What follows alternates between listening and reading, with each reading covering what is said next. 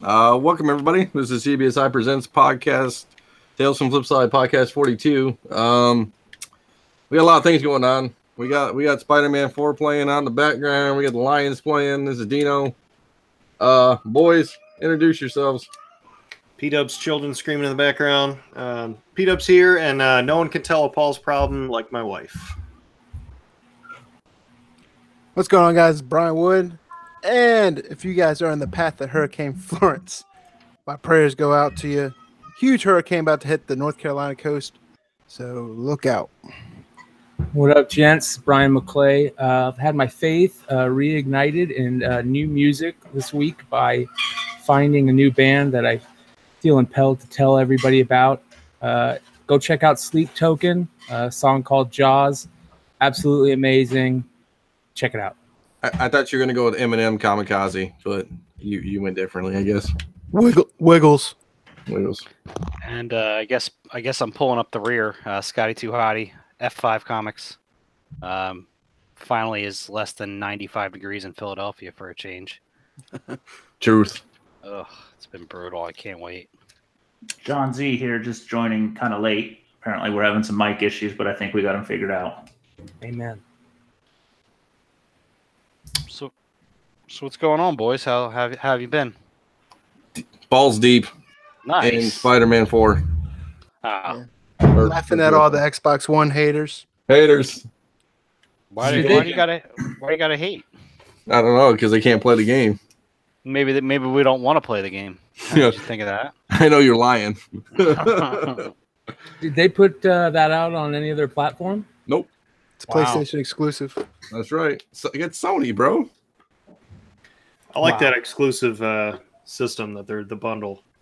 Yeah, the red one. That red one's dope. I almost bought it. I didn't have two PS4s laying around. But you could have given me your other one. I should have. I'm hoping they can do a skin for it. Like you can put a skin on your PS4 maybe or something. I heard. I'm sure you can get a third party. I could probably do it. Oh my man, here we go. Yeah, or Skin It probably even has one. You can design your own. Don't you have some down in your basement? What skins? Skins, like dead people, you mean? Is that what you're doing? Yeah, maybe. Human skins don't work on PS4s. I've tried it. Push the Lotzen in the basket. That's right. Gets a hose again. I don't know. I got the Addy Granoff. We can talk about Addy Granoff because it's part of the thing. If you pre-ordered it, you got a Addy Granoff theme for your PS4, which is kind of dope. Oh yeah. Yeah. Spider-Man theme. Yeah, I'll take a picture and I'll post it on the Flipside page or maybe the main page. Or he does a lot of work for Marvel. Yeah, I mean he's probably one of. He does a lot of concept stuff and character design. Since we're talking about it, let's give some reviews. What's it like? Well, I'm like 40% of the way through of it already. So, Jesus. Hey. I told everybody, don't bother me, okay? I am in the rabbit hole. Showered in 3 days. It's like South Park, bro. I'm slaying, like Scotty said in the pre-podcast, we are slaying boars in the forest right now, bro. Yeah. I gotta get all the backpacks. That's right. I got most of the backpacks, some landscapes. The side missions are monotonous, I would say. They're all the same, kind of. You just beat up some thugs here and there in like little areas. The storyline's dope, even though I have it on mute right now. I have no idea what Peter Parker's trying to say, but it's 4K is awesome. That's dedication when you don't even give up playing for the podcast.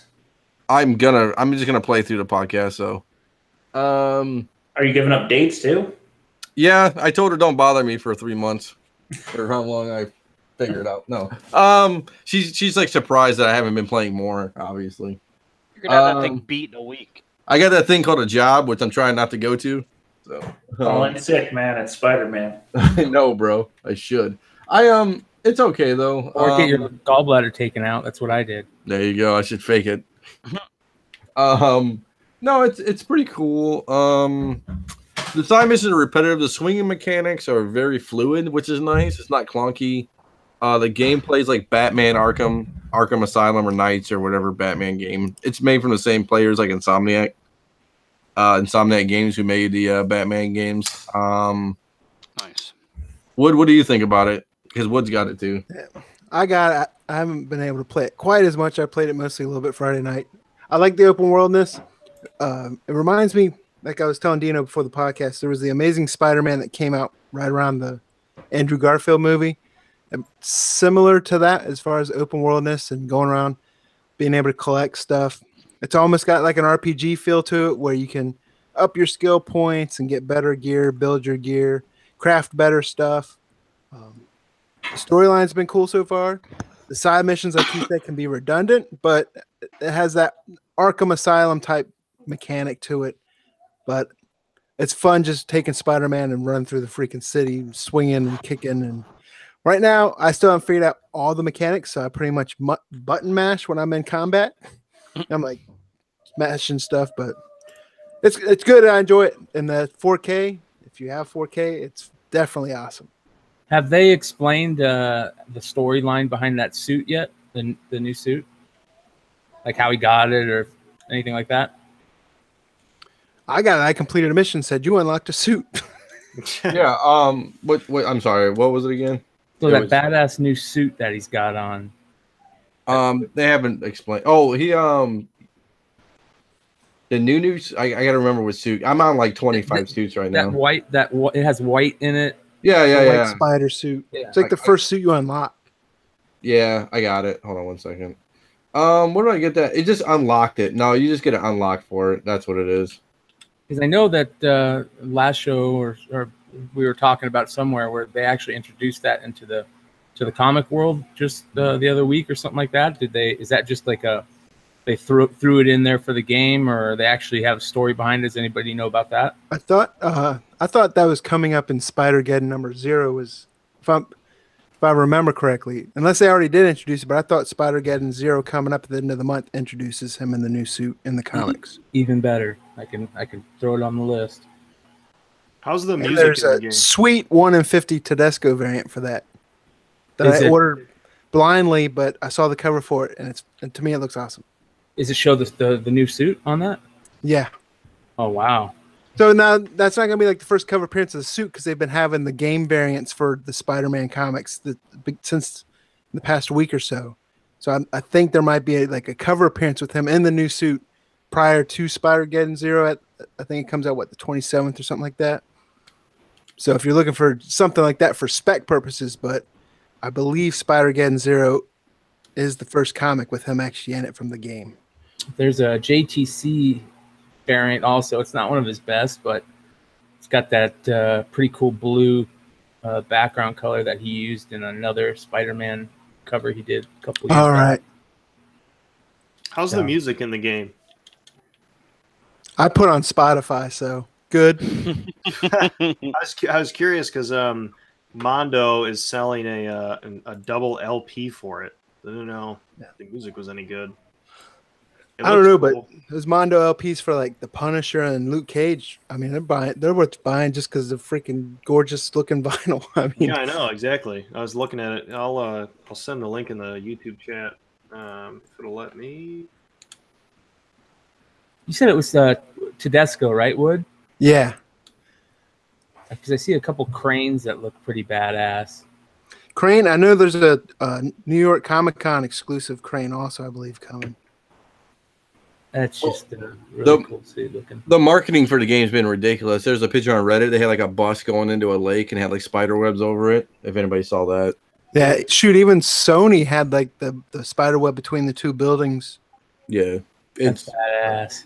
Yeah, I mean the game. I mean it's on par. Like if you remember playing the first Batman Insomniac game, and it was like really ridiculously well done. It's just like that, pretty much. I mean, but it's Marvel and Spider-Man. So yeah, the story's good. So whoever wrote the story, but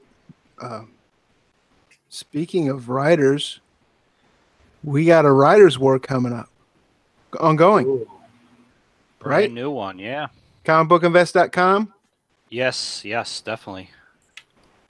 Actually, one of the best things that's happened in the past couple, probably this last year for the site, brought up a lot of new good talent. A bunch of people who I never thought would write an article as good as they wrote them.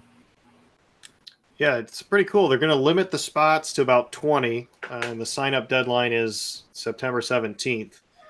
But I'll let someone else tell about it. Go ahead, guys. Yeah, so I think you could sign up on the website and the G Plus page, right?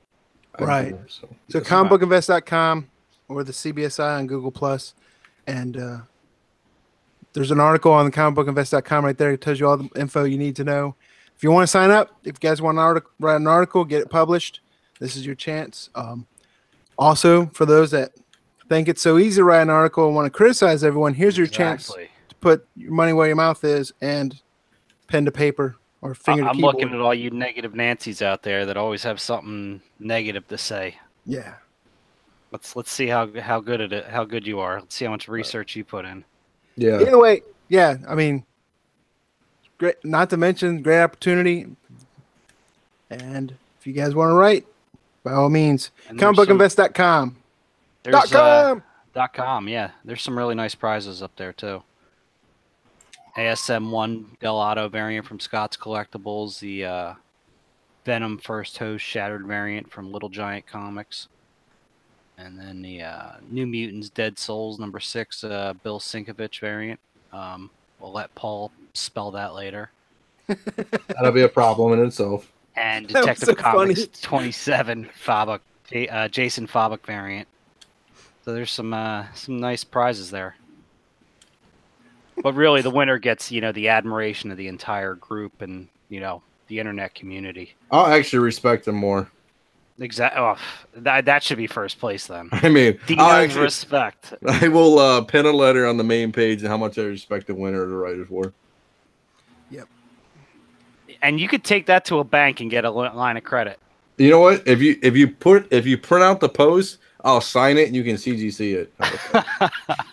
But make sure there's a witness available. I'll give my blessing. I think Ben C agreed to do a private rant for them too.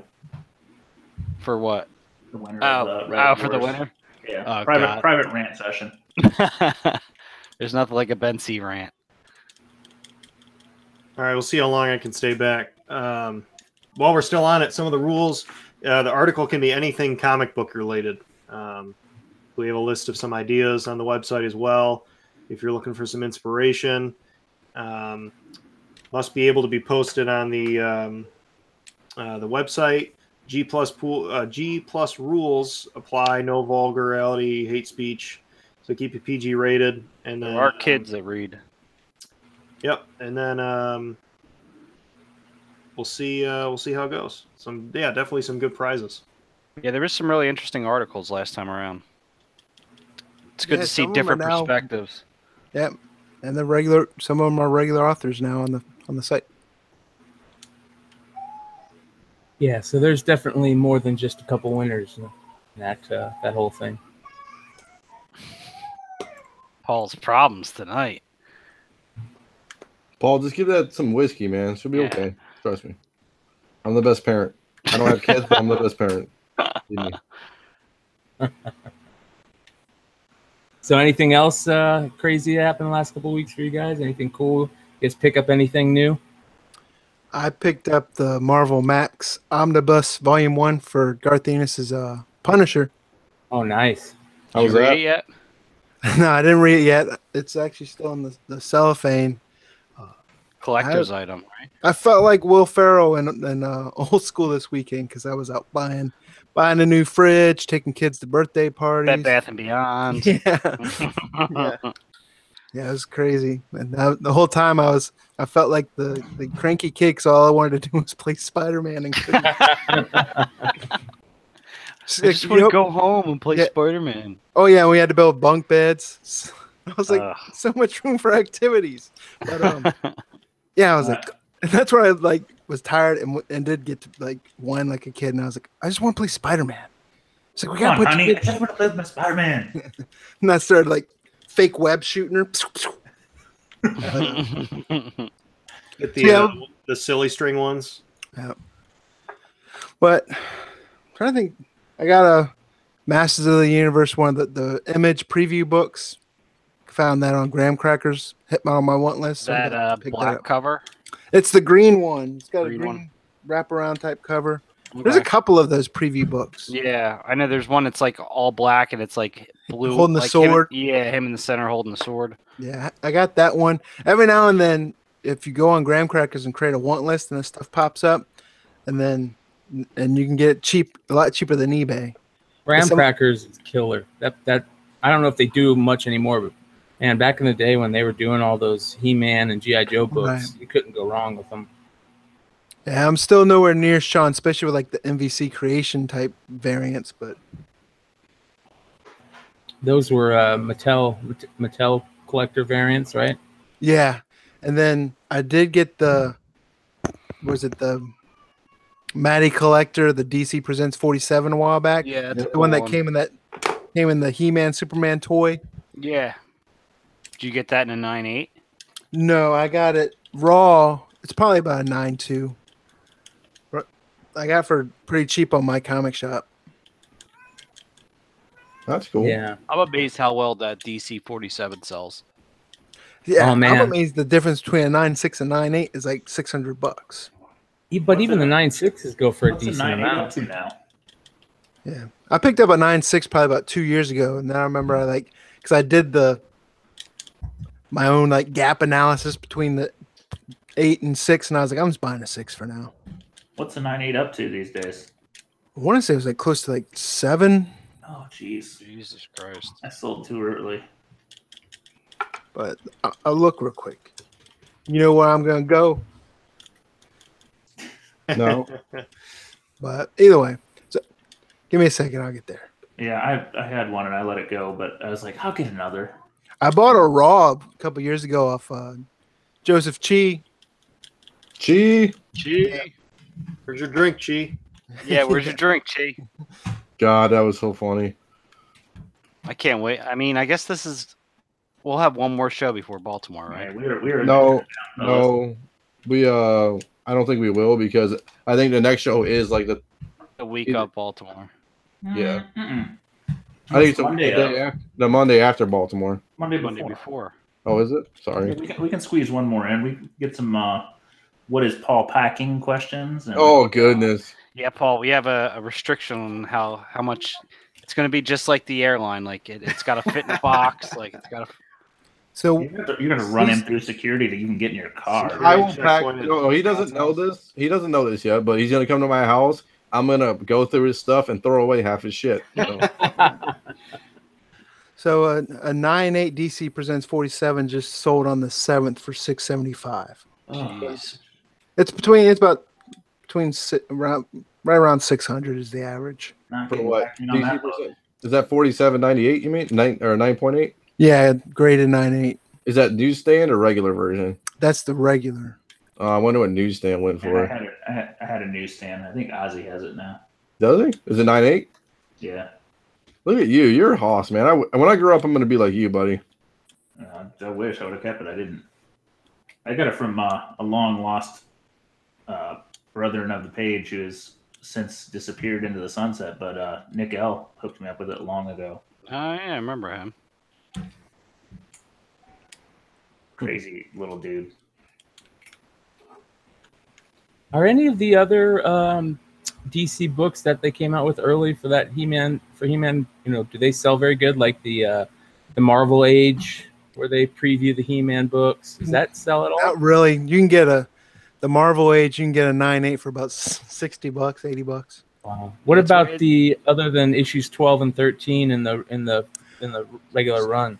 So they're starting to pick up. Before you used to be able to get especially number one's not that much, but the middle of the run, I have a hard time because I'm trying to complete that 9.8 run.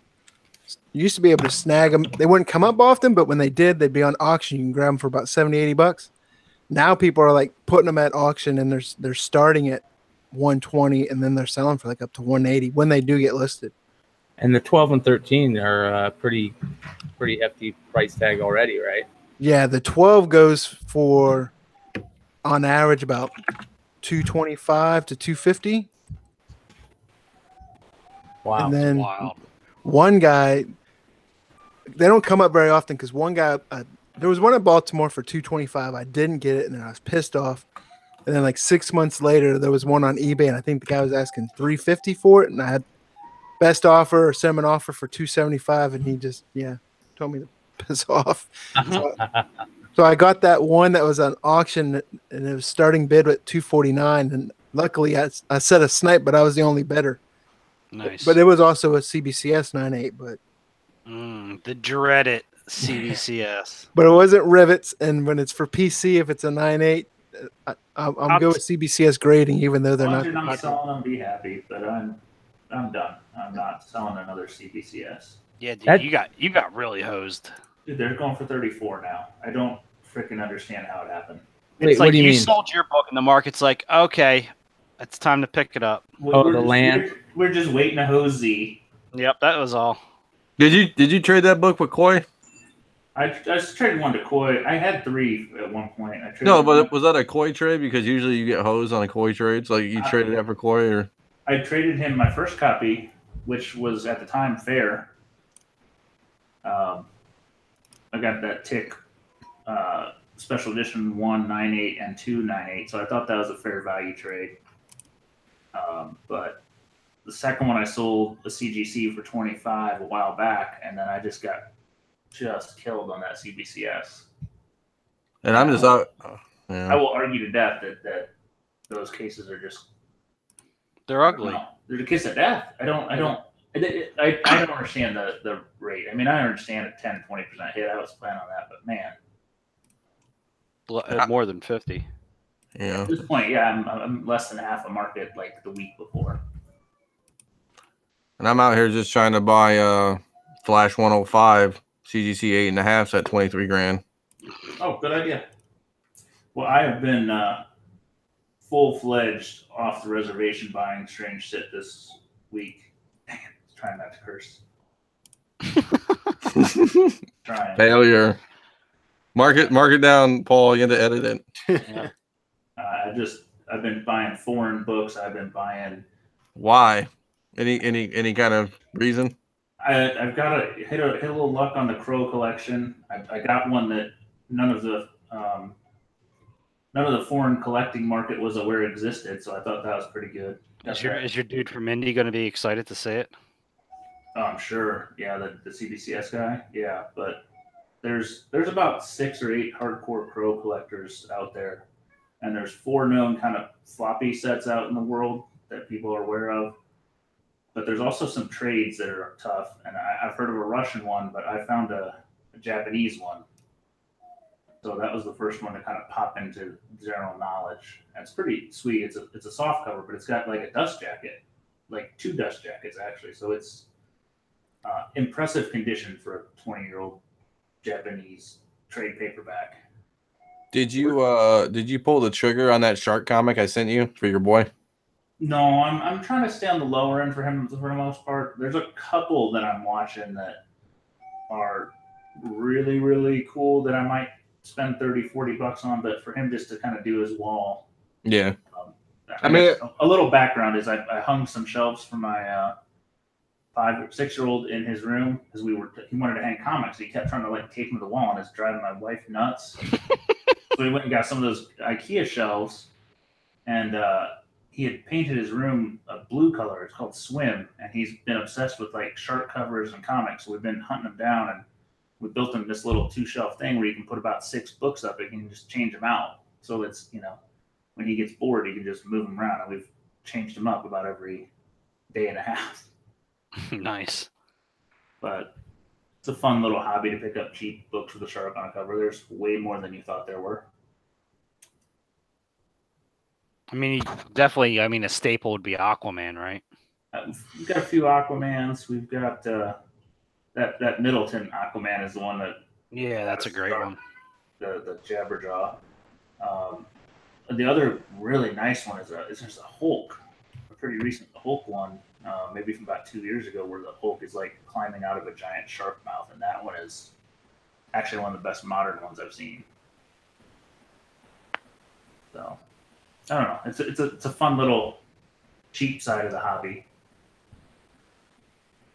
Yeah, it's a lot better than spending buying Crow 9.8s, right?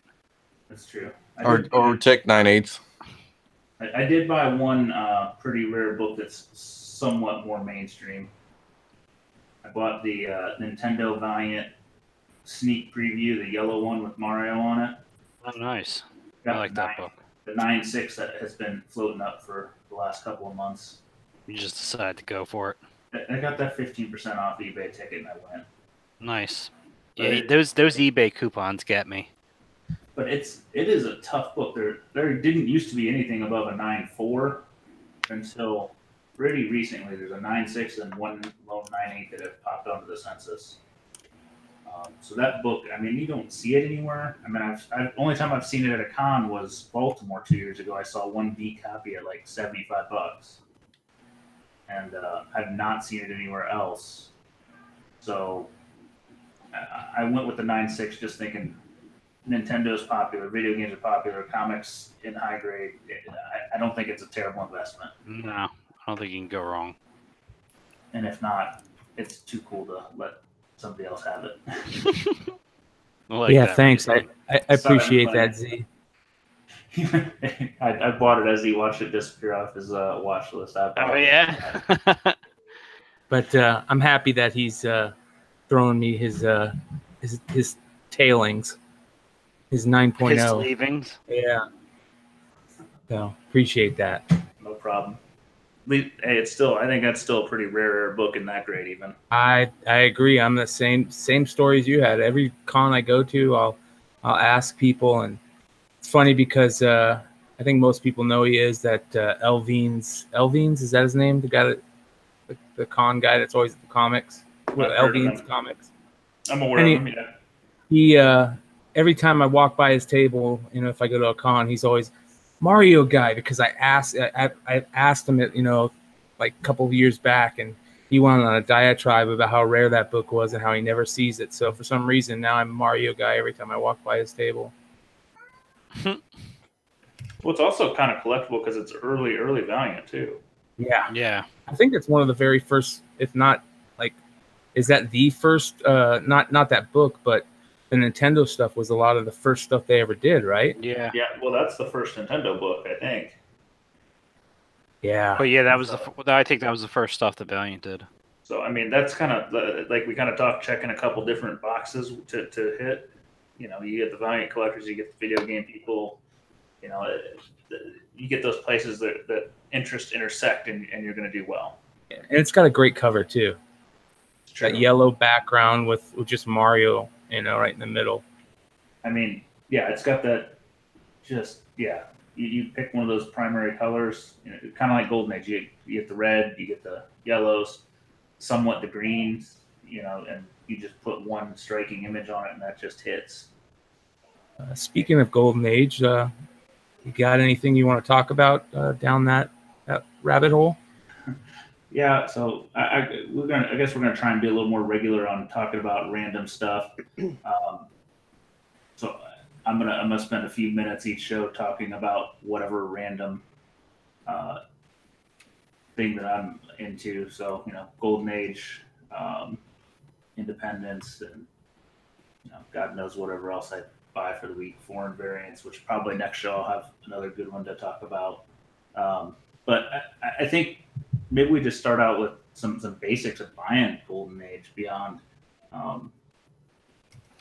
getting into specific artists and specific covers and specific things. But I think if you're going to dip your toe into Golden Age market beyond finding a $10 or $20 random book out there that just catches your eye. You talking about like big boy books? I know. Even if you're going to spend $100 or something, you gotta do a little more research. You gotta, they're not like moderns. You can't just, I like that front and move on, because you got to kind of have some knowledge of what are you looking for in a book? What's going to make it a good buy versus a bad buy?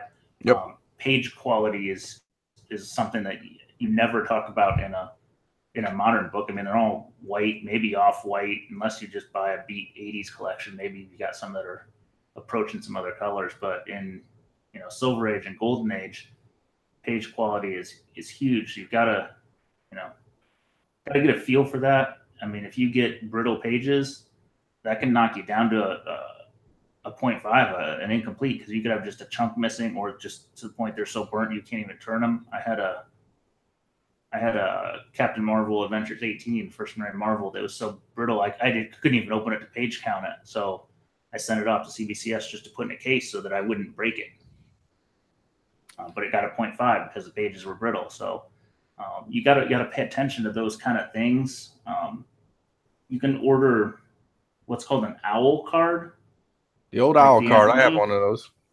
You don't see them anymore. You almost get it on Amazon. You can get them, but I don't even know who makes them where. But that would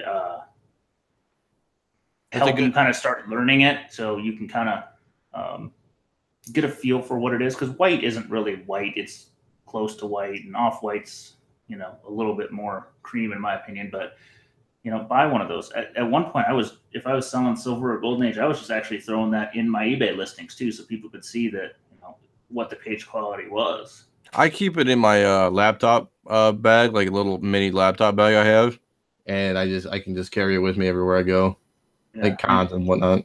I would literally open to the centerfold, show the staples, and then throw the owl card in there so they could look at the color. I don't do it as much anymore because I know it a little better, so I can kind of, if I want to comment on it, I can. If not, I don't worry about it. But definitely kind of start looking at the page quality, make sure that the pages are supple, make it nice. I've been prepping for the con, flipping through some Sold for Age, and I had a run of ASM in about the 50s or 60s that has the nicest pages I've probably seen outside of a modern book. I don't know if Marvel used a different printer for 6 or 8 months, but just the page quality amongst that versus everything around it was unbelievable. I mean, they felt like they were brand new today. So, learn into that. Ben C also said, don't forget about the Golden Age CBSI page we have.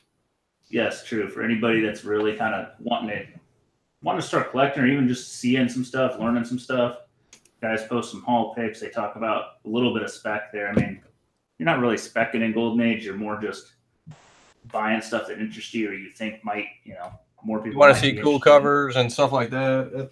That's the place. Yeah, it's a couple hundred members right now, but kind of if you want to ask questions, if you want to just talk about random stuff, or you bought a book or you're looking for a run, that's the place to go. So definitely check that out. I mean, you see a lot of random postings of me and Ben C's random nonsense back and forth. We've saved the rest of you on the general pickup page, which if you've not joined that, CBSI did relaunch the pickups page, so check that out. It's booming right now. Do you see Joe Pop's variant box? Oh my God. That one's up to about 400 people already, and it's only been up and live, 2 weeks? 2 or 3 weeks, yeah. He got a Spawn black and white. He got, oh my God. It's like, I wonder what he paid for all that. I don't want to know, I guess. I was about to say, it's going to disappoint you either way. If you got it for really cheap, you're going to be mad at yourself. That Spawn black and white he got for a good price. It was I want to say it was $80. I think that's his box of his variants he's been having, so I don't think they're brand new finds. But I think that was it also has a section for showing off. Every once in a while you just need to. Your wife doesn't appreciate it. Most of your friends don't. Every once in a while you just need to go, you know what? I need to show off today. Yeah, it is tough because that's the place to do it. You don't have comic fans. You're like, hey, look at this, and you're like, it's a fucking comic book. Yeah, you got to flex on some people, man. I was going to post a picture of my new fridge. Yeah, it's a comic book, but it's worth $1,500, and they're like, really? Like, how do you read it when it's in that plastic case? Yeah, that's what people don't understand it. They're like, well, what do you mean you can't read it again? I'm like, yeah, you can't read it ever again. They're like, why? Because you can read it online for free, jackass. Yeah. I don't know. It is funny that there's just such a small population in the world that appreciates it at all. I have some friends that will at least humor me on it, but otherwise, my wife looks at me like, it looks like the other one you've shown me 100 times. Rogan and Elon Musk were talking about comics, and Joe Rogan was talking about how he used to collect comics back in the day, and Elon Musk goes, oh, that's cool. He goes, yeah, don't look at it now. He goes, why? Because it's depressing, and it's way overpriced. Oh, yeah. I mean, it's I don't know. At least my kids will feign interest sometimes. They at least know if it's a 9.8, they go, ooh, that's a good one, Dad. Got them trained for that. I'm trying to get the new girl in my life to get into comics so she can come to Charlotte with us and sell comics with us. Go Could get be- her some of the Death miniseries hardcovers or Sandman. I'm gonna go with the Forgotten Five low cut comic tank top that Scotty's gonna provide. Should be a good That'll time. work even better. I think if you're gonna try and get her to read, just buy her Saga. Let her read Saga. Yeah, Saga's another good Saga's one. Or Yeah. Monstrous, maybe. I got what do I have actually here? I got Deadly Class here. I think I have Why the Last Man, which I don't think she should read probably. Fables. Fables. I don't That might be a good one. I got Stray Bullets. I got Marvel Civil War. I think those are all a little on the masculine side. Not to be insulting, it's just Deadly a little, Class is probably. Yeah, that could hit. I think I Or got it might be the opposite and get her like Scotty Young books. Get her Paper Girls. Ooh, Yeah. Paper Girls would be good. Buy Bitch Planet. Buy her the whole Invincible Compendium. Yeah. How much is yours online for, Z? What? How much is yours listed for on your I'm not eBay? listening. You know what's funny? Actually, they just printed the third edition of this SDC hardcover. I need to get that. I guess we could talk about a little rabbit hole thing I got to talk about. So if You're you want to. joining.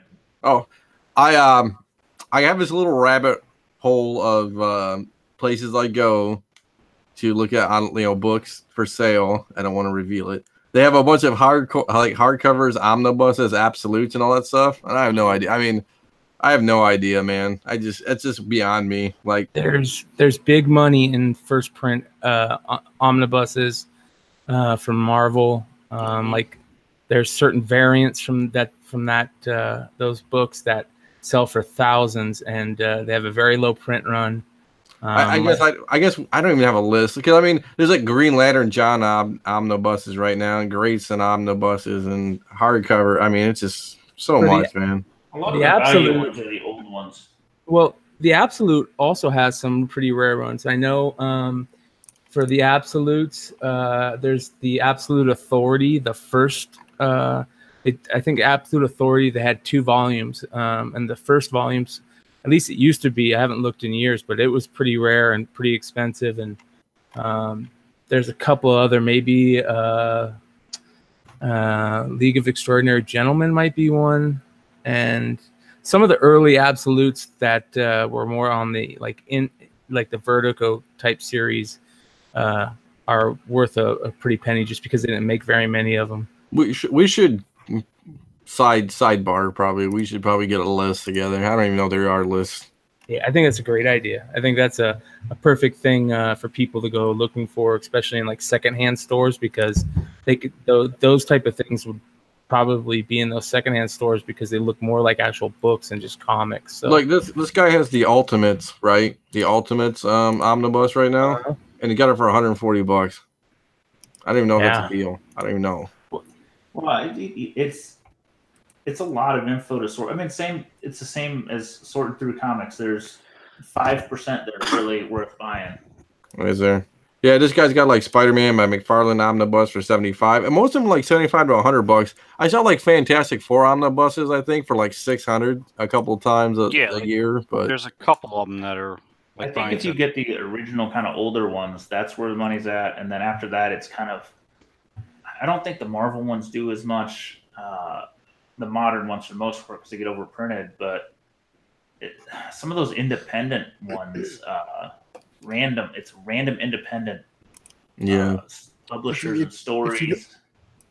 And if you don't care about the print run, you just want to buy an omnibus to read, go to instocktrades.com. It's a lot cheaper. It's like $50, like $100, like that one I bought, Garth Ennis Punisher Max. It's like $100 MSRP. I got on Amazon because I had gift cards, but it was like 60 on Amazon and it was 54 on In Stock Trades. And they have the volume 2 on In Stock Trades. I'm gonna buy in there for 54 also. So the Uncanny X-Men omnibus, if you can find the first edition of that goes just for ridiculous amounts. I want to say it can get up into like the thousands, gajillions. And the Frank Miller Daredevil omnibus. There's a Wolverine one with the Frank Miller Wolverine cover, the miniseries cover. You guys know so much, man. Jesus. That one, I sold that one for like $300-$400 like 4 or 5 years ago. Well, one of the cool is providing some wisdom. If those folks that aren't in the chat, he is actually watching live. He's amongst our 4 listeners, but he's throwing out that the old Hulks and Iron Mans and Eternals are all other great ones in the first edition. I did see somebody have an Eternals one, I think, a couple nights ago. I don't know.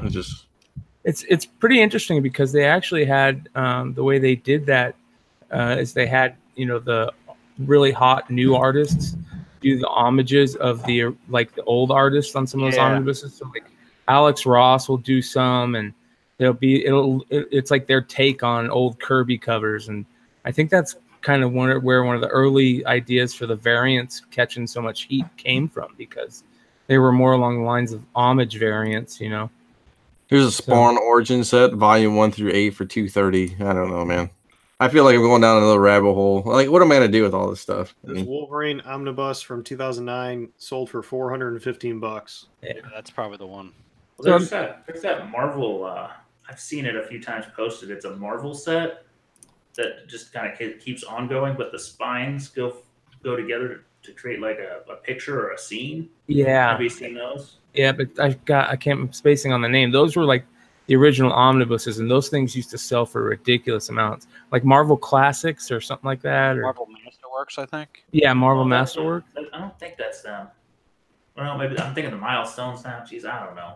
It's something like that. I'm sure somebody in chat will throw it up there.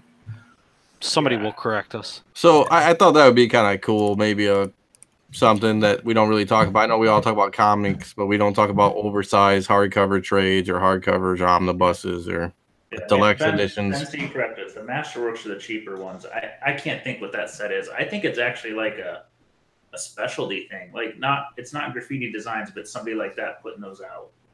Well, going really deep down that rabbit hole, I know me and Z have talked about it before, and Z's kind of picked up a couple, or at least one really good one, and that's first print novels. Of course, Harry Potter. Those first prints sell for thousands. The old school books, The Catcher in the Rye, and a lot of Stephen King books. And I know, Z, you picked up a first print Fight Club. Is that what it was? Yeah, I was eyeing that for a long time, and grading is I don't understand it as much. So my girl does that, or her roommate does that, I guess. She has like a big book collection. Like she has like 40 bookcases full of books, I guess. And she collects like rare first editions and rare books from like estate sales and stuff, I guess. Yes, that's just what I was going to say, is that she's like all in on this. Estate sales and garage sales and the big flea markets, and you can actually download. There's an app, I want to say, I think it's the Amazon app, to be honest, where you can just scan the SKU on these books, and that just gives you a quick reference to how much they're selling for, and you can go buy novels and a lot of DVDs where they stop print runs on DVDs and stuff like that. I know there's certain DVDs every time we have a big used book chain out here that's kind of just become a used book, action figure, comics, music, all kinds of crazy. It's called Bookman's, and they actually have a lot of that stuff there, and they sell for thousands of dollars, and they have them all in their cases. And a lot of these DVDs and box set collections of VHSs where they just made a short print run, and they asking hundreds of dollars for them. So more interesting thing to kind of go hit up a Goodwill, or like Dino was saying, in the estate sale, or if your neighborhood's having their garage sale week where all the neighbors do the garage sales. Well, it's all about adding to your kind of repertoire of things about. Yeah. Matt DeVos talked about hitting up his usual spots, and he goes to 5 or 6 sections, and odds are you're going to find something in one of them. I think books are trickier though. I think because she knows all about it. It's a longer standing hobby almost. Yeah, I'll have to pick her brain about it and report back. She's like the master at it, I guess. She has I am just a nitwit on it. I had to research hours and hours just to find my one book I wanted and how to identify the first print versus what's not the real print and all that. Well, I got. I'm really big. Obviously, you guys know, and we've talked about it on the show. I'm really big into the fringe topics. Coast to Coast AM and all that stuff. And I actually just found out that I have a book that's going for like $800-900 on Amazon. And it's gonna sound crazy, but if there's any Coast to Coast AM junkies out there, then they'll kind of know the story. But it's about the John Teeter, a so-called time traveler, and his so-called family put out a self-published little paperback book, I don't know, about 10 years ago. And just because I was interested in the story, I went to their Amazon, page, and they print them. They printed only like 500 copies or something. And I'm actually, sitting up on my bookcase. And if I go on Amazon, they're asking, $600-700 for just that little paperback. So there's books out there that you can pick up and sell for a lot of money, and they don't have to be novels or in good condition. So, are there any recorded sales on eBay or anything of that, or sometimes Amazon's prices are just crazy skewed? That's I think for books, Amazon's still probably a better marketplace. Yeah. Tim Walker's not inflating the market there. Yeah. Oh, yeah. He is. Yeah. Well, there's a lot of really cool things also, like where they have errors or things where I know Stephen King had that the Bachman series or Bachman stories, where they're all a bunch of short stories, and he put it into a novel form, and it had a story about a school massacre where the students killed a bunch of kids, and they took it out of print because obviously they didn't want any people to see that or read that and go do it on their own. But that book sells for quite a bit, if I remember correctly. Wasn't Running Man was one of his Bachman stories, right? Is it? I believe so. I wonder if it's that one. What's that? The Bachman one. Yeah. Rage. You're right. That's it. Rage. You're 100%. So cool stuff. I love stuff like that. I know that we've talked about that before, but that perfect storm that Z was talking about earlier with the Mario Valiant book. You can find those perfect storms in a lot of collectibles and things that you can flip, and just got to do a little bit of research. And it's actually kind of interesting too. I think it makes it a little cathartic when you get down those rabbit holes. It's almost like going through long boxes, at a dollar sale or something. Cool. That was a good segment, boys. I like that. So speaking of my general rabbit hole books, I just saw a sale that blew my mind. My watch list, something disappeared. What was it? So a Comico Primer number 2. First Grendel. Yeah, 9.6. Sold today. Best offer $700. They got a 9.8, don't they? I think I heard or saw something about a 9.8 showing up, or I think one's going at Comic Link or Comic Connect. It's probably going to blow the previous price out of the water, but I mean, because I bought a 9.6 under 6 months ago, and it was closer to 5. I never got into Grendel. I know that I really want that. I don't even know why I wanted it. It was just one of those books I always wanted because you'd never seen it as a kid. Yeah, it's one of those keys that is always going to be worth something. Well, it's kind of like a Beto too. Yeah, there aren't that many freaking rarity. Yep. Yeah, there are not that many fans to a degree. It's just you can't find it if you want it. Yeah. And it's is that Matt Wagner's? Is that his first thing he ever did? Was the Grendel? I don't know if it's his first, but it's it's his first real big thing. I don't think it's his first art. Man, I used to know that, I think, but I don't know right now. Let me see. I pull up my trusty little creator list. Yeah, I've had to add a couple new things to that lately with a couple people throwing out some new first in the creators. I've owned several Primer 2s, and I just kind of keep selling and flipping, trying to upgrade, and got up to the 9.6 after years and years. But I always wanted I sold that book. I always wanted the number 5. Is that the first Sam Keith? Mm-hmm. That's the one I'm always looking for. That's a tough one to find. Mr. Legg got a heck of a deal on a 9.8 not that long ago. Wow. It honked me off because it wasn't showing up on eBay. It was on My Comic Shop, and they have something weird in their listing parameter for that particular book that it didn't pop up. So I do have Comico Primer number 2 for Matt Wagner's first comic work. That's surprising to kind of hit fairly big on your first work like that. Yeah. Well, there's people out there that, look at George Perez. He did the Deathlock. He was the backstory in that, but that Astonishing Tales. But it was the first appearance of Deathlock. Is also the first first George Perez creator work. So actually, while we're talking random, obscure copper kind of books, is there a graphic fantasy like homage dragon type thing going on? Is there a store exclusive or a con exclusive or something? Why, have you seen it? More of those? But strangely enough, I was following Comic Tom on Instagram, who does the top 10 countdown, and he had his hand.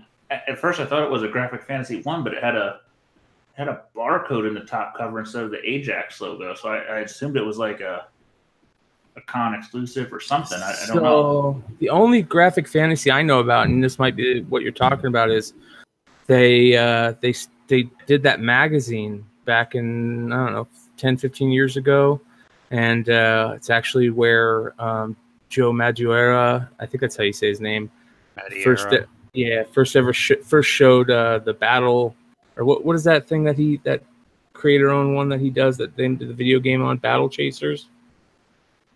Yeah, but that's not the book. It's the first Savage Dragon. It's 500 print. Oh, I got you. No, but damn. I mean, it had to be some kind of homage somewhere because it had a barcode, and I've never seen that. There's a Wizard Ace edition. Oh, is that what it is? Yep. No, you're thinking Megaton. No, there's a Wizard Megaton Ace 3. Oh, okay, maybe you're right. I don't know. I saw it. Maybe somebody have to shoot him a message and see what the heck that was. For a minute, he was like holding it like it was nothing, and I'm like, wait, that's a $1,000 book. Yeah, oh wait, maybe it's not. It's like a Thorn, Tales from the Lantern type book, right? I'm pretty sure that the first Dragon is probably the most rare kind of copper modern key out there. I mean, print run is 300 to 500, or it's either 300 or 500. I think I've heard 500 is what people are going with now, but it is nuts. Yeah, that's one of the books I'd really like to get my hand on. I picked up a book that's kind of like it, and I'm spacing on the name, but it's one of those self-published like art fan books, and it's Eric Larson. He did a Savage Dragon cover on it, and it's black and white, and I can't remember the name of it. I picked that up thinking that might be something that predated that book you're talking about, but it wasn't. No, this was self-published. It was just those guys, and it is it's one of those impossibles, like truly impossible. I only know a couple people have owned one or do own one. And I've tried to get it out of their hands a few times as they remain silent. I've always thought it'd be interesting to kind of, people that are artists and writers who have that type of book that's out there to kind of, when you see them, ask them, hey, are you sitting on any stacks of those? Hey, in some storage unit that you got? There are a few books that happen too. Didn't Love and Rockets, the creators found a stash. I don't remember how many it was. I missed out on it. I forget who it was, but they mentioned it on one of the G Plus, I think of the G Plus for CBSI. And you remember that? He said that if you contact him, he's selling some of the personally owned ones he has. I think it was Jamie Hernandez or somebody. Yeah, it was Jamie Hernandez. One of the girls at work's a big Love and Rockets fan, and she actually got like one of the what's a rare Love and Rockets, the preview book or whatever. Yeah, that's the black and white. She has one of those in 9.8. Yeah, Wow. the 9896 is on the census jumped pretty heavily with that. She's never gonna sell it. She's like a big. They were like really nice to her and cool when she got assigned at a convention, and Yeah, I mean, I think they're good guys. It just it's good for them. I'm glad they found it instead of it being in some random person's box they found. I mean, if you're a creator and your thing hit, cash in. Thank God. Yeah. They didn't make enough money for that series.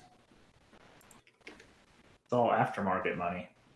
I'm surprised that hasn't turned into like a movie or a TV show, Love and Rockets, or even Strange, or what's that one that Terry Moore did?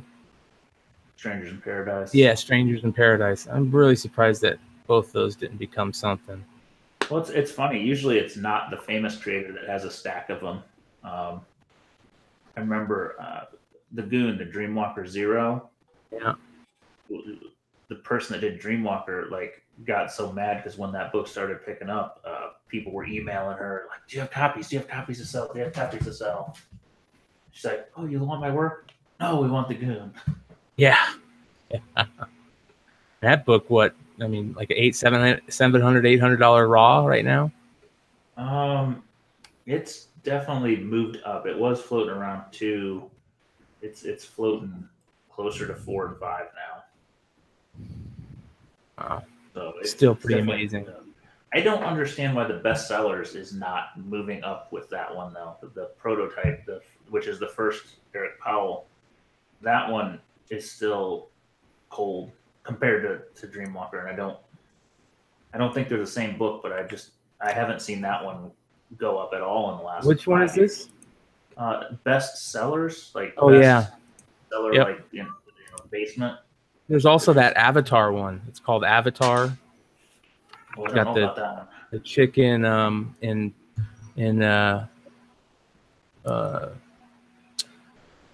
she's standing with her back to it, and she's in the GIMP type gear, S&M gear.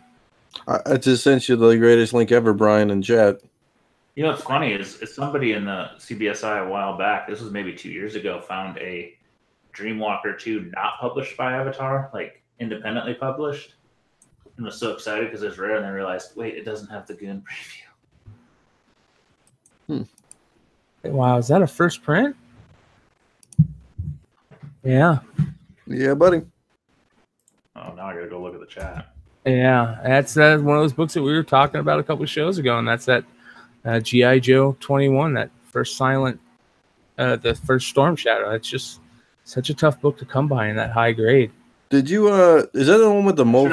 I should have bought the last one. Is that the more fun reprint one too? Is there a more fun? There reprint? is. There's G.I. Joe number 63. It's not available in 21. They didn't do it. No. 21 they did. There's 3 prints out there, and me and Z kind of have been talking about this. The second print, I think it is the one that it's kind of hard to tell a second print and figure out what the second prints were. I don't even know if the second print's defined, do we? Yeah, it's weird. I would love for one of the audience, if anybody is, bigger into us. I've seen one that says second print, but I can't see anybody that's actually shown me why it's a second print. Yeah, I know the third print has the dark little Indica, Spider-Man Indica box, where it's the black, the symbiote Spider-Man instead of the regular Spider-Man head. And it definitely says third print in the Indica. Yeah. Is that market price, you think? That's close. Yeah, I think what the last one go for, right around, it was between $950 and $1,000. I think I shot it to you going, make an offer. You're like, no. And it was gone before I made an offer. Yeah. It's a lot of money, man, to pay for that book. And I just kind of feel like, yeah, I can't do it. There's other things that I think have more upside. Yeah. And so that's a really iconic cover, and the whole silent issue thing is pretty darn cool. And, it's definitely a cool book, but I'll be honest, I still think that special summer special, the homage to Spider-Man 1 is much better. I think I'm gonna go for a 9.8 copper mainstream book. I might go Transformers 1 over JoJo 21. Yeah. That's funny that we talked about that the other night, and how that book is kind of a book that it flies under the radar, and it's slowly becoming, a big book. And so I went and dug through a couple of boxes to find my Transformers box, and I pulled out a stack of like 15 of them that I didn't even know I had. So I'm gonna go through them and see if I can get any nice books and try and CGC them if they're actually starting to go for a decent amount. We don't think it's not been under the radar. It's been floating. It's always been too high for me. Like probably as my spending goes up, it goes up. But I don't think it's at 1,000 yet. I think it's simmering around 700. I didn't even know it was a Sienkiewicz cover until we talked about it the other night. That just, Yeah. I mean, that when I think of that book, I definitely had no idea. Yeah, it doesn't really have his feel to it. Yeah. I almost think a book at a discount. I mean, and it's probably because the print run is G.I. Joe #1 at a 9.8. Well, and that's actually the first appearance of Snake Eyes. So Snake Eyes is the most beloved character, and that #1 is his first appearance. You actually people don't even, mention that in a lot of the listings for that #1, and that kind of blows me away. Well, it's first everybody though. Yeah, but still, I mean, that character is such a big deal that you would think, when you talk about Action Comics #1, well, I guess that's a different thing to talk about. But there's a lot of books where that the #1 is their first appearance, and it's definitely noted, especially in a team book. So Yeah, that's fair. I don't know. That book's cheap. I mean, unless it's jumped in the last couple months, it's more of like a 300. And I also think that's, correct me if I'm wrong, but isn't that like one of the first books, if not the first, that did the Baxter paper? So that's got a little bit of comics history surrounding it. So a different, really nice paper. I can't remember if the Baxter paper was really nice or cheaper. I want to say it was nicer. And Marvel actually made some sense. Oh, we're heading to the good numbers on chat. We're pushing 20. Whew. Wow. So I saw that you bought some of those. Did you buy them, Z? The plastic or the BCW CGC plastic boxes? I did not. I was actually arguing with John Brown and Paul about it, I think. It was Paul who I was arguing with. Well, it was me because I said I was going to buy them. Was it you? Yeah, and you said cardboard. Well, Yeah, come on. I mean, do we really need plastic boxes to put our comics that we put in a plastic slab inside of a Mylar? No. For me, we're then going to buy a Mylar for the plastic box, and then we're going to have to protect the Mylar on the plastic box. For me, it's a traveling thing because it's nice to be able to stack them. Where I got like I'm going to go to Charlotte next year, and I'm going to have probably golly. No, not I know that, but it's like not even that. It's like just in my car, like Scotty, how many slab boxes do you think I'm gonna have by then? 40? I don't know, 20? I don't know. I mean, it's gonna get ridiculous, and I'm gonna Z was talking about how we're kind of we thought of a couple segments that we want to hit on every show, and at least every other show or something. And one of the ones that we're talking about, we're calling Tools of the Trade. And this time, I think that a good thing to bring up for that is how everybody's storing their books, and that's kind of those plastic boxes. I think they're great for, especially if there's somebody that only has a small amount of slabs, 20, 30 slabs. I would rather have them in those plastic boxes than a regular just cardboard. I'm sure it doesn't make much of a difference, but if you've got these really nice books, store them in something that might give them a little bit of extra help. If something crazy I put mine in the front window of my house so that everybody can see them when they walk by. They can get a tan. Here's a question though. It's plastic on plastic, so if you don't have them in bags, is it going to scrape and scratch more on the edges? I don't know. That plastic seems kind of soft though. It seems a lot softer than the case plastic.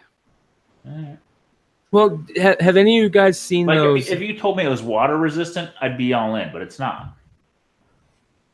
Have any of you guys seen those? You could probably make it water resistant. Yeah, put some hot glue on those seals. There. I bet you Paul could do it. Paul could make it happen. Challenge we got accepted. a problem, a Paul's project, which hopefully can turn into a Paul's problem. We can do a double segment with it. Paul's going to talk about clock. He's gonna put all his books in it and dunk it in water, and then it's gonna like sink. I'll put my books in before the caulk dries, so they're all stuck in there. He'll get confused and use crazy glue. Have any of you guys seen those comic cubes? I know that they're a big deal. A couple 10 years back, where I forget who it was, but somebody was making them. Like, he was a furniture maker and carpenter, and he made these comic cubes that can almost be used as like real nice furniture in your house. But when they store books in them. Almost I've like, seen those. There's some guys still doing that stuff, and I think if I were I'm gonna go above the cardboard. I almost want to display it because I don't know. I just don't know if I buy that the plastic is that more protective or beneficial, and they're uglier. I think for what Dino said, I think if you're traveling, if you're moving, those boxes are constantly moving around. I think it's probably the box itself would be a lot more durable with the plastic. Yeah, I mean, well, the thing too is like, I might buy that. Well, and Scott and like Sean was saying, now the raws are a different story because they have dividers and stuff. But I mean, it's more durable. It can handle the rough and tough if you're like traveling around a lot. I mean, but they're slabs. They're already in a protective case. I mean, and if you get it is overkill. If you go with those full in a box, that box is not getting damaged. I mean, okay, so my problem right now is like I got probably like 6 slab boxes right now, and one of my boxes had that damn Cerebus #1 in it, Scotty. Well, that's a whole nother problem. You want to talk about problems? First world problems? No. I couldn't wait to get rid of that book. I can't slab another magazine. I got some that I should, and I can't do it. I can't. It sucks. I hate the ones I have. Mm-hmm. Even though I love them, I hate them. And then, you know what I should do? God bless it. I sent you books today, Scotty. Mm-hmm. And I wanted you, maybe I'll bring this with me at to Balmer. I have Vampirella #2. Is that the white cover? That's 3. 3? Yeah, I got #3. I don't know how high grade of it is though. Now, since you brought up Balmer, I'm going to do a shameless plug. Okay. We still got the T-shirts for the CBSI Baltimore trip. If you guys want them, probably going to keep orders open for another week or 2. You got my order, right? Yes, I did. I got yours. I got my order. Where do I have to send it so it doesn't get forgotten this year? You should probably send it to Emiliano then. If you want to really ensure that it gets done right. No, just shoot me a Hangouts. Where's the link for that? If anybody's looking for it? we have a post going on G+. I think Ben C said he was gonna pin it or something like that. Main page, yeah. Yeah, main page. I'll probably post something else in the in our page, and then maybe have Emiliano do another post. Ben mentioned maybe throwing them up on the website too. Yeah, that'd be cool. If you search the main page for let's see, and they're $10. Just trying to make something quick and simple for the a memento, because the T-shirt we got last year was terrible. Yeah, if you search for Emiliano, it'll pop up. You know what? Come with the Baltimore yearbook. The Baltimore. Side, if you'd like Sean to recognize you and go, "Hey, we might know that guy. Wear the shirt." Yeah. And we actually just have him stand in the middle of the con and look for them because he's taller than all the booths. Yeah, pretty much. I think Sean needs to just have 3 orange shirts given to him so I know where he's at all times. Well, you can usually track him down. Yeah, he's easy to find. You got to look high. You're good. It's everybody else. You're in trouble. I mean, I got to find Sean across the room, and if I can't see Sean, you can hear him. Yeah. He's in the dumper. Yeah. Yeah, that's the truth. Speaking of shirts, he's in the dumper. The fire alarm's about to go off. I was going to actually just bring my 3 villain shirts, my CBSI villain shirts I still have. Oh yeah, Deadpool. I got the Deadpool, the Batman one, and the Venom one. So nice. I'm still waiting on my Skeletor, man. Yeah, we're that'll be coming up. Sean said he would disown me if we didn't make that shirt. So. Me too. I would. Can I ask a question about Balmer? What? Is anybody going VIP tickets, or are they just going? No, standard? I haven't even bought mine yet. I'm not even. I haven't either. I'm like, I bought a flight. I bought the hotel, and I'm like slacking. I think it's like $60. Me and Paul were talking about it on a pre-podcast. I think it's like $62. Paul, is Paul around still? Dino, we might just have to expense it. Yeah, I mean that's fine. I don't care. I heard it went so bad last year, and it's only. I don't care about the shirts or any of that stuff. No, so the VIP is $171.77 with tax service fee. That was a lot more than last year. But you get it all. Wait a second. You get exclusive early admission all 3 days. Yeah, for 30 minutes though. Yeah, fuck it. Nope. I only It care wasn't about worth it at all. I only care about the first day. It's $68 for a regular 3-day pass. Yeah. Which I'm thinking of just doing a Friday pass, boys, and just putting my getting the Fitbit that I had last year and just raising it. They're and gonna be ready for you. Wonder if I can get in on Saturday and Sunday. So no VIP, just get there early enough to get. We'll smuggle you in a BCW CGC box. I'm gonna get a Trisha Helfer fan package at $110. I don't like celebrity signs. I don't usually do it, but I'm like, they got Shazam there. Will Wheaton. Clayton?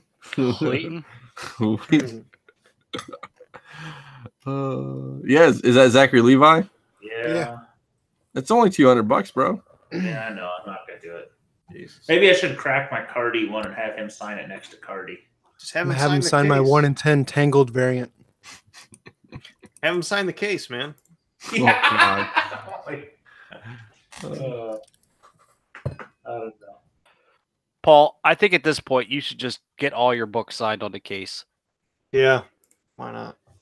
You know what I'm doing? Where's Walk Artist Alley and have them randomly sign stuff? I'm gonna buy it right now. I think for one for $68, and I don't want to lessen that. Wait, our guy joined, Mr. Oh wait, you want me to wait? yeah, wait. We'll talk about it. Okay. We gotta talk about it anyways about other things after the podcast anyway. So Looks like somebody just joined the conversation. they did. What up, man? What up, you guys? How's it going? Matty Ice. Dudes. I've been I didn't put it on the outline, but you want to talk about your site? Any updates? It's still there. Okay, that's a plus. I mean, that's no, I mean there's some things that we're working on that it all blends together at this point, and then there's little things here and there that we do that they're not major things, but they're noticeable in small doses. We're just chugging along and doing lots of marketing and publicity and trying to push it forward. So you hired hot babes to go to Comic Cons. I know we need some booth babes. We're getting a lot of really good reception, which is really nice. I can get you those low cut shirts.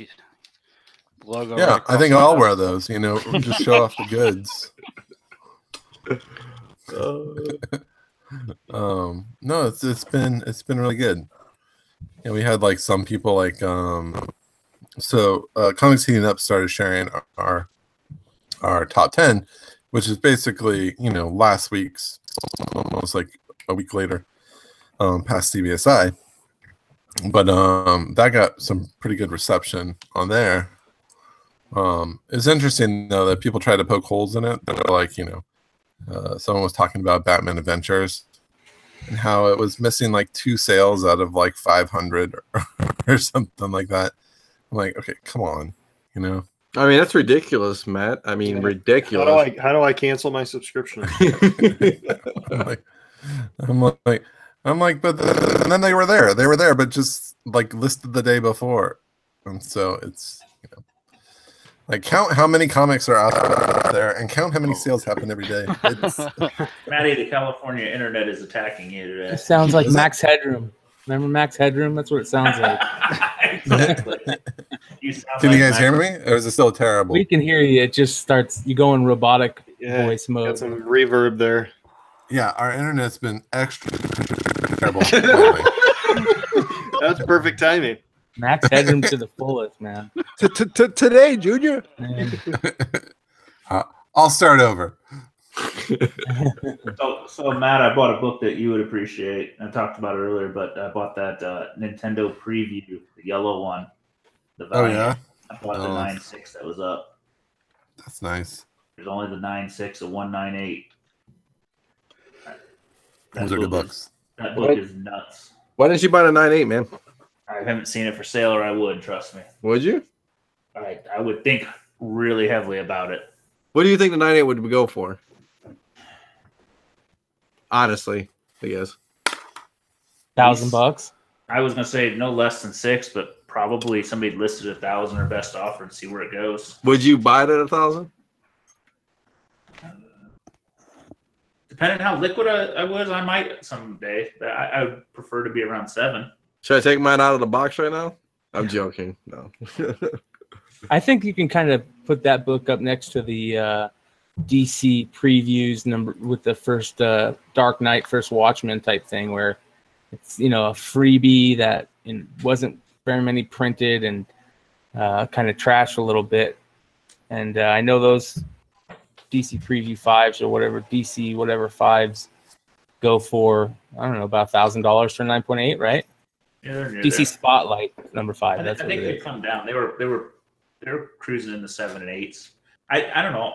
I think that's a reasonable number. Is not quite 1,000, but I think 750. Yeah. I don't know that I'd question myself at 750.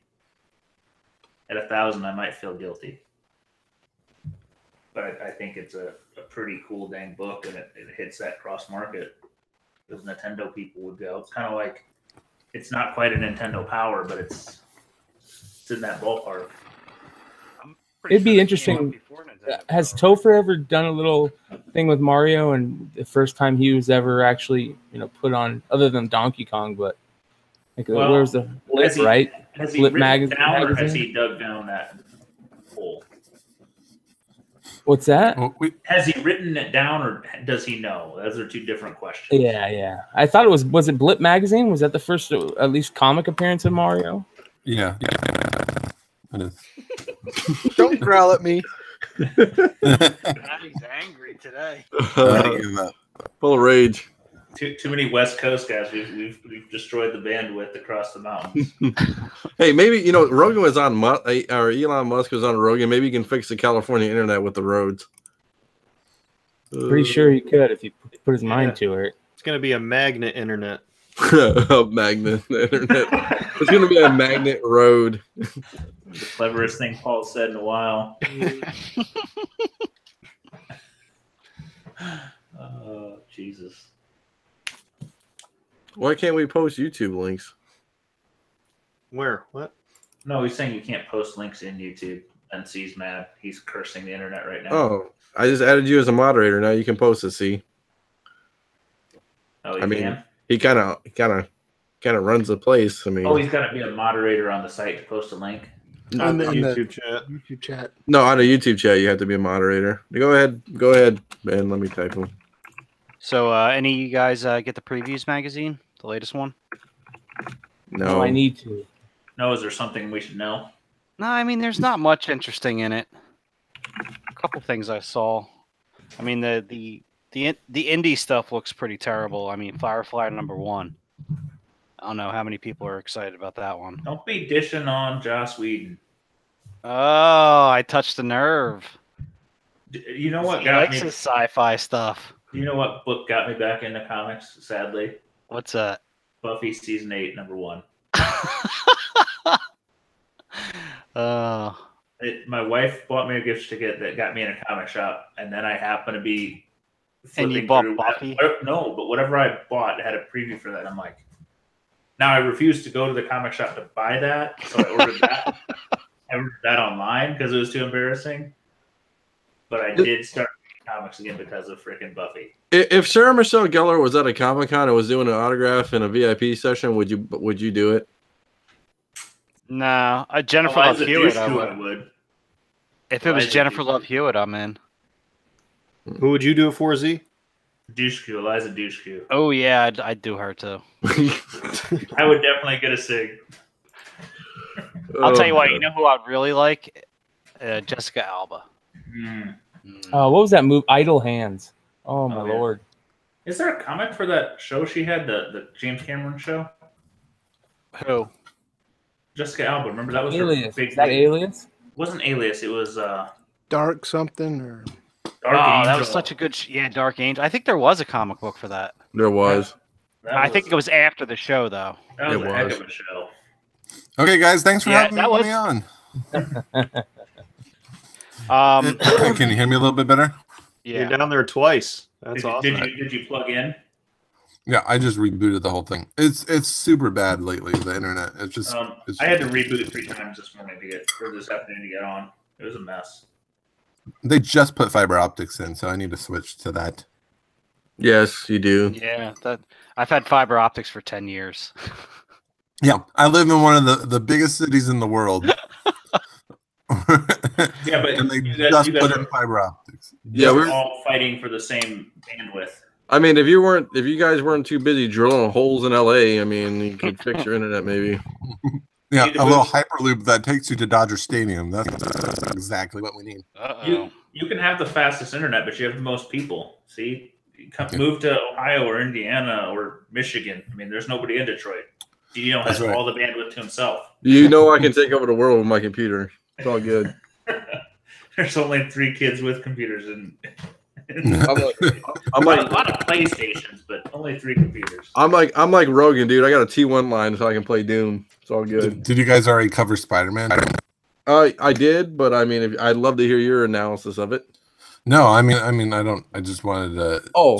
jump in the conversation. But if you guys already went over it, no worries. I mean, I kind of went over it. I mean, we can go over it again. It just looks amazing. Like I watched all the the different cut scenes of the day play and the night play, and it's just the graphics are insane.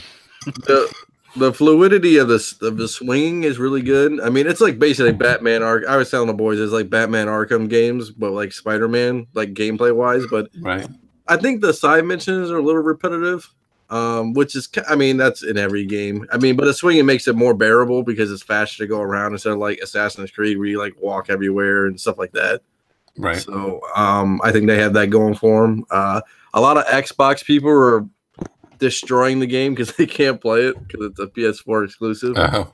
But besides that, I mean, I'm at like 40% right now, so 40% through. There you So go.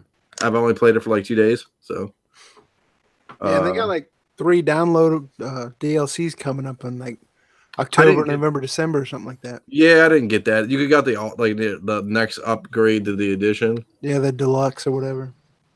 So do video games move comics? I guess that's a question I would have for you guys. I don't think so.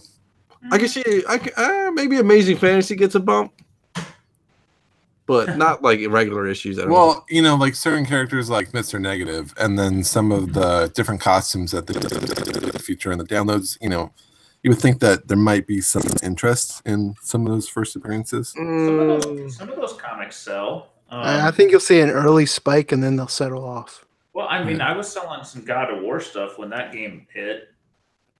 But that was like God of War comics, all right. Yeah. I mean, it's the same thing with like Uncharted and stuff like that. I mean, yeah, Well, you might get a couple sales. It's not gonna move the needle on the MCU stuff. The only thing it is gonna move the needle on is the independent stuff, I think. Well, some of those Gears of War What's that newsstands one go always for a talking lot. about? Dos Ex. Yeah, Deus Ex. Deus Ex. Yeah, Deus Ex. Yeah. I think the Easter eggs are really well done too. A lot of Easter eggs in Spider-Man. I don't want to, I guess, give them all away, but there's like Doctor Strange's Sanctum or Sanctorium. There's Rand Enterprises. There's a couple. There's really like I heard again. I don't know, so I'm just speculating. But I heard there's going to be an Avengers video game, so they're kind of this is like the base for the MCU universe, and then they're gonna make an Avengers video game. I hear. So is there like a mopey Iron Fist walking around the Rand building? No, you can't go in the Rand building, but it's like all the buildings you really can't go into. But what you can do is you can take photos of the buildings, and they're like landscapes, and you get like points or like bonuses, like little like booster points where you can like upgrade your gear and stuff off of it. So you have like different side missions. Like there's like landscapes where you take photos. There's like a selfie mode and like a camera mode. Do you have to take photos of yourself fighting villains for the Daily Beagle? No, that would be cool though. There's another photo thing with like Black Cat. Black Cat has like a bunch of like little black cats, like little like Chinese style, like maybe like Funko Pop black cats, like around the city. You gotta take pictures of. What else is out there? Research facilities. What else have I unlocked? Scramblers. So basically, like you don't have access to the map until you get one of the scramblers that they scramble the area, and then you can like find out what's around there and stuff. So, is there anything in the game that's really cool that you just didn't expect or didn't hear about before you started playing? I'm more impressed with the fluidity of the web slinging. That was the biggest concern about it. Like how well mechanics would be if flying around. Like, would it be like really crazy or would it be choppy and blocky kind of? But it's really nice. Not really, because I mean, for us, I think in a video game world, I think Batman kind of broke ground with like fighting wise and like God of War. So the fighting mechanics aren't that like groundbreaking or earth shattering. I do think the open world concept is really nice and it's really well done. I think it's just the detail in the city itself. Like I don't have 4K, but I know Wood has 4K and he says it's amazing on 4K. But it's just all the little intricacies of like the actual like trash around New York City, like walking around and it was like trash around and like a lot of people. It's not like the old Vice City games where there's like maybe 5 people on a block. There's like hundreds of people around, obviously, in New York. So I mean, did you go to Mel's house? No, I'm gonna hit up Mel. That would be awesome. I bet you Mel's not even playing, but I mean, it really is. I mean, they have like real street names and like they go to Central Park and like you can take pictures of Central Park and you can take pictures of like Radio City Music Hall and stuff like that. So I mean, it's really well done. I mean. Can you swing in Central Park with the trees? All right. Yeah. So I know you were talking about how glitchy it was, like swinging through the trees, but I mean, you can swing through the trees. So, or you wouldn't be able to swing through that area because it's so large. I mean, the map is ridiculous, man. I mean, it's like I think the farthest I've traveled is like 2,000 meters right now, 3,000 meters for a mission. So, since somebody brought up the whiny man. Anybody watch Iron Fist 2? I watched 2 episodes. I am. Is it already out? Yeah, it's already out. It dropped this weekend. I didn't know it was dropping. And I didn't even hear that. I've been doing a bunch of stuff. PS4, Spider-Man. I've been doing it all, man. Well, it dropped, and I woke up 2 days later, and I'm like, oh, it's on? Yeah. I'm 2 episodes in. I think it's better than season 1. It's not. Danny Rand is not as bad as he was the first season. Finn Jones, right? No, but he's not as good as you want him yet. Well, I mean, I think his episode on Luke Cage, you go like, man, that's going to be, yes, I got it. And I think the problem is Iron Fist, and let's all be honest here. Iron Fist is probably a better supporting character than a main character, especially when Marvel has a PG approach to things, which is fine. But I mean, he's the ultimate weapon. I mean, he should be like Punisher style, just murdering cats, right? I mean, but Marvel's obviously not going to do that. So I don't know. I think he's just tough, and I don't know. I don't know if they cast it right, didn't cast it right. Who knows? Maybe they did. I haven't watched a lot of the season 2 stuff because of everyone's opinions here. Like Luke Cage sounded pretty ho hum, and Jessica Jones sounded pretty bad. Luke Cage is okay. It's just it's not you have to watch.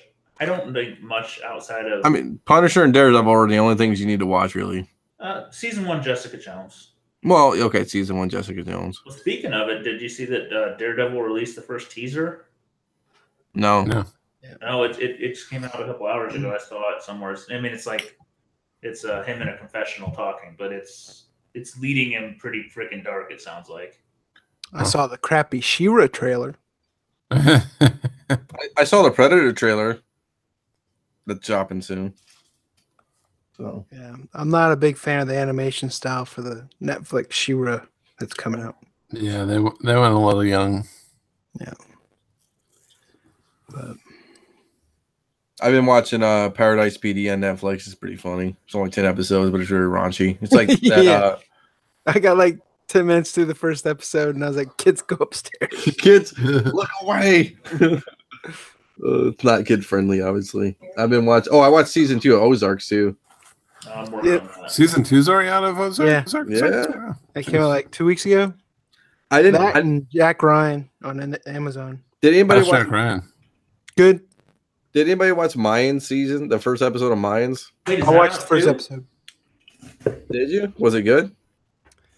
I thought it was good. I didn't realize when I started watching it was going to be like an hour and 40 minutes long. I was like, golly. But I stayed up. Oh my gosh, there's so much stuff out. I'm never gonna get through it all. But it does. But I was talking to Scott Whitman on Hangouts about it. It kind of parallels Sons. I mean, Yeah, I mean it's similar plot, but doesn't. It's like the Mexican Sons of Anarchy. I mean, that's all. Right. And then there's a cameo. There's a Gemma cameo in it, and Peg Bundy getting that money. She needs that money. well, she's married to the creator, right? Yeah, she's Suter's wife. Oh, Is there anything that's like a must watch right now? Like I can't think of for me like when Game of Thrones, that's like a must watch. Westworld must watch. I think Ozark's the best of the things I've watched. Right yeah. I mean, Atlanta. I don't. Yeah, What was Atlanta. what did you say? Atlanta. It's really Oh. good. Childish That's that- Gambino. Yeah, the Donald Glover show. Really funny. It's kind of dark humor, and just to be able to see like how creative that guy is. He wrote, directed, stars. Did the music selection, I think, too. Probably does his own craft services. Probably does. I would think Ozarks. I thought season 2. I don't want to give too much away. I think season 2 was really well done, but I don't think it was as good as season 1. Right. Mindhunter was really good. Oh, I heard. That? I heard. Is it Criminal? What's the Jessica Biel show? Clear. Oh yeah. Oh goodness, that's probably I heard the thing to watch. It's on Netflix. It's called. I really like The Center. That's Yeah. what it is. It's worth watching just for her, if anything. Jesus. So That Mindhunter show is really good just because it's true story, and you can kind of after And you is watch the first season, you can go listen to the actual interviews that they did, and it's scarier and shit, but it's really cool. it's really the details are really well done in them. So if you look at like the interviews like on YouTube and like the clothes they're wearing, it's like the Exactly. exact clothes. It's like eerie. And Fincher's he's good at whatever. He puts out good stuff no matter what. So it's a David Fincher, show or Yeah, movie. It's season worth watching. 2's coming up for that. Yeah. right? And I'm waiting on season 4 of Narcos. Yeah, they had a trailer for Narcos. Narcos Mexico, they're calling it. Yeah. I Yeah, where the location scout got killed. It's got to be a good location then. Did he really? Yeah, Yeah. he did. Yeah, the cartel Oh, got him. Jeez. Was that the one where his Escobar's family told Netflix, you will stop this program, and if you don't, we're gonna find your loved ones? Like they actually threatened, like I don't think it was. Netflix had. I don't think it was Escobar's family. I think it was Medellin cartel. I think it was whoever's running the Medellin cartel right now. Okay. Yeah, that's kind of scary. And you know what's funny is like, I don't know if it had to do with the cartel or if they knew that he was there, but I mean, they're in like a place where it's like known like violence and stuff. You know what I'm saying? Like it's like, it's like anybody can get murdered at any point. It's like going down to a border town and like hanging out there for the week. It's like. Yeah, my friends just went to Cabo not too long ago, and they said there was a lot of police activity, like right outside, like right, like a mile away from the resort, where they found a taxi with 2 bodies without heads. So it's kind of spilling. It's getting a little close to Well, I was down in people like Texas. to vacation. Yeah, I was in Texas in McAllen, and there's like Nuevo Progreso, which is like pretty decent, but like right by there is like what's that town called? Is it considered family friendly? What? Oh goodness, it's probably not. Hold on one second. Let me zoom out this map. Reynosa. It's like I was like 30, maybe 15 minutes away from Reynosa, which is like the bad of the bad when it comes to Mexico. Jeez. Like you don't even want to go around Reynosa. It's terrible. Jeez. So I shout out work- McAllen, Texas. I work in the space and defense industry, and we have these contractors that just basically work on one-off tools that we get made, and stuff. They're basically just big shaker tables that just shake the shit out of stuff. And one of the contractors or technicians that maintenance guys that I call and have work on my table, he was telling me a story how they wanted to send them to one of those towns in Mexico where they're having all the problems. It's like one of the worst. And he literally told them no. He said, I'm not going to do it just because of all the issues that are going on there. And he's like, the only way I'll do it is if you give me 2 armed guards and a bulletproof vehicle. And sure enough, they got him 2 armed guards and a bulletproof vehicle. He said the 2 guys were former military, like special forces guys, and they had little Mac 10s or Mac 11s in their coats, and he drove around in a bulletproof, Tahoe or something for the whole week he was down there. And literally just, you don't stop anywhere until you get to the site, and you just. So he said it was pretty scary, but they gave him what he wanted. Jesus. Yeah, that's how I work in automotive, obviously. Usually that's how it goes. Like executives go down there and stuff, and it's like you don't wear any kind of power suit. You wear like jeans and a regular shirt, and you have like a bulletproof car and bodyguards, and you don't leave at night. And that's how it usually goes. And it's like when like dust settles, you're in your room and you don't leave, or you're in the compound, you don't leave. If you need something, you ask the bodyguards and they go get it for you. It's what it's what a war-torn country is. I mean, like a drug war country. Like you don't go out unless the building's getting hit with a bomb, and I don't even know if you go out then. So. Hello, this is Dr. Fraser Crane. I'm listening. So, on a very special edition of Paul's Problems this week, I happened to come upon this story I titled Bachelor Party Wallet. And in the beginning, I said no one can tell a story or a Paul's problem like my wife. So here's my wife to tell you all about the night that my bachelor party and her party met up and what happened. Go ahead, babe. Hi, guys. Whoa. Hello. Hi. Special show tonight. This is the first we have a lady. It's like silk stockings. This is the anniversary edition of Paul's Problems. We had our wedding anniversary this past Friday. Oh, So congratulations. Thank you. So it's the perfect Paul's Problem for this week's show. Language warning, just so you know. I told Paul I wouldn't Quentin Tarantino my language too much, but there's no promises. No, so we had our bachelorette parties on the same night.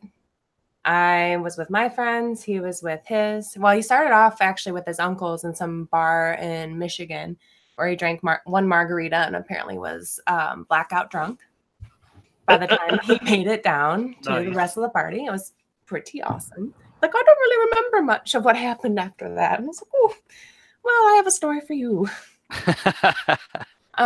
So he makes it to our neighborhood bar at the time. And we meet up. And he is wasted. He's taking sips of water and spitting them on our friends. And I don't know where that came from, but that's what he thought. Douchebag wasted. Oh yeah, he was totally douchebag wasted. All the way. It probably came from the Jägermeister. Something. I mean, it sounds like a John's Corner Bar experience. A little bit. This is the original John's Corner Bar experience. This is what kicked it all off. This is the start to Paul's many problems since. But he's telling my parents how he loves them more than his own mother and father. It's like, and my mom's like, I don't think you should be telling me that. I feel like that's inappropriate. I feel like you should love your parents more. I appreciate that though, Paul. Thanks. And then he spit water on her. So I feel like classy. It was super classy. I mean, it was really the way to bring himself into my family by dousing my mom in spit. You know, why not? Well then, so one of our really good friends, thankfully took his wallet from him Because I was trying to buy more beer. trying to buy all the things. All the things. More beer, more shots, more anything that he could get his hands on. He probably would have lost it at some point. Probably would have tried to play like 700 games of Keno, something insane. Maybe it wasn't the decoy wallet though, was it? It wasn't. It wasn't the one full of fake 20s that he drops everywhere now. Did he tell you all the crazy stuff he did in Baltimore last year? I feel like he shielded me a lot. Did he tell you about him packing at 4:30 in the morning? Oh my god. That is amazing. That is totally him. Well, he packs like Diana Ross, for one. He has all the things. Oh yeah, we know. We saw. Yeah. So yeah, and basically, so he's gonna come to my house, and then I'm gonna unpack all his stuff, and then pack what he needs. I feel like that's a good call because when I try to do that, he just kind of looks at me like I'm busting his flow or something. I bet you I can get it down to like half. You know what? And then I want you to make sure he packs the smaller suitcase because I know he bought you guys like a really nice luggage thing. Like bring the smallest one you can fit. I feel like he just needs a fanny pack and a change of underwear. Like I don't feel like anyone needs as much shit as he takes some places. He takes his whole bedroom set, his nightstand. I think he had 3 full like outfits he didn't even take out of his bag. Pretty much. He's got a tuxedo in there in case he ends up playing a Bond villain. Like, I don't know what he's doing with his life. Hey, Scotty, remember when he went to Indy and he brought like ramen noodles with him? And he thought he was going to cook in the hotel room? He was going to make a break. He was just going to sit on it. Some ramen noodles, some Dorito trims. Oh, it's good times. You know, Paul, you're officially replaced by your wife on the podcast. So yeah, that works. That works. I go take care of the screaming hellions. But so my buddy took my wallet from me, and he said he's never gonna touch my wallet again. Ever. It's still to this day, like it's been 6 years, more than 6 years. He's still like, I'll be like, hey Steve, you want to take Paul's wallet? He's like, oh no, never again. Because the whole time he's like, Paul's in there. Someone stole my wallet. You stole my wallet. I had $90 in my wallet. Where is it? Oh man, hidden pouch in there. And he's like, we're gonna do this. Yeah, we're gonna steal his wallet. We're gonna steal his wallet. It's gonna be hilarious. I can't wait. You just have to promise that you'll video it. Yes, we will. Yeah. We'll get somebody to video. There's like 50 of us going, so I'm sure somebody will video. Let's see if we can have a meltdown in the middle of the floor. You know what we should do? We should go back to the casino and have him play roulette or have him play blackjack and then lose his wallet there. So that's a trifecta of everything. And have an old Asian lady yell at him constantly across the table. Did he tell you about the Asian lady that wanted to kill him? Oh God, no! Oh yes, because he kept fucking up the hands for everybody at the table. Yeah. And he goes, Asian lady wearing a visor, like a golf visor? Because I feel like every Asian lady wears a golf visor. I think she was actually. She was, yeah. And then the bad part was like he just screaming across the table how he doesn't give a shit about anything. He goes, I don't give a shit. I'm fucking up the rest of the hands. And me, like Sean, I felt bad for Sean. Sean's like just steaming, and then the Asian lady stopped playing. That's how bad it was. She literally stopped putting money on the table. She goes, is this your friend? I go, no. Then the Yakuza just busts through the doors. Oh goodness. Attack ball. You messed up her hand. Oh, it's terrible. It's terrible. She's like asking me, she's like, so I'm like, yeah, you don't really want to keep playing. And she goes, I go, you might want. I mean, I go, this will only take a few seconds because he only put like $100 in. So, well, we were gonna go to the casino. One of my goals for the bachelor party night was to go to the casino. That's why I had like a bunch of cash stuffed in my wallet. But then I couldn't find. I think I finally got my wallet back. I'm like, Steve, where's my $90 or whatever the fuck I had in there? Like, why'd you steal my money, Brand? Man, come on, what the fuck? He says it all calm now, but he was like livid at the time. Like, Yeah, I ended up walking home from the bar. I just left. Nice. And oh, he was a total douche. Like we got back home, and he had stolen saline IV pads so we could like start IVs and not be What? over the next day. Yeah, it's a thing. It's a thing that we did. That's how two healthcare professionals party before their wedding. Okay. Well, I mean, you could do like, can't you do what's a Pedialyte and be fine? Like, yeah, but I was just gonna, put a Straight couple IV IVs in? in and go to sleep. Put a Yeah, couple IVs in. How many fucking IVs were you gonna get? one for each of us. Oh, I thought you were gonna put a couple in yourself. No. End up with 3,000 pounds But of fluid. I woke up the next day and I don't know what happened, but all on my forearm was just like I was just scraped to hell. I don't know if I fell down a flight of You stairs. fell down all the stairs, Paul. Probably. You like went wall to wall down these enclosed steps like 50 times, going up and down the steps. Yeah, it was bad. So. Nice. You almost took out my mom, like, and Jackie. Like, I think they almost went down the stairs with you. Probably. There were many near casualties that night. I can't believe you didn't get this blasted in Balmer last year. I mean, you packing at 4 a.m. was kind of annoying, but it wasn't as bad as I thought it was going to be. But I mean, It's I guess, not Slow down hilarious. in his old age. I mean, it's not like you pissed out of in front of a hotel. I mean, Yeah, who does that? yeah, who does that? Only savages. Paul pisses everywhere. He marks his territory like a wolf. Shoot. I'm surprised he hasn't pissed on me yet. Oh. I'm waiting. Oh Whoa. man. This is a PG show. Yeah.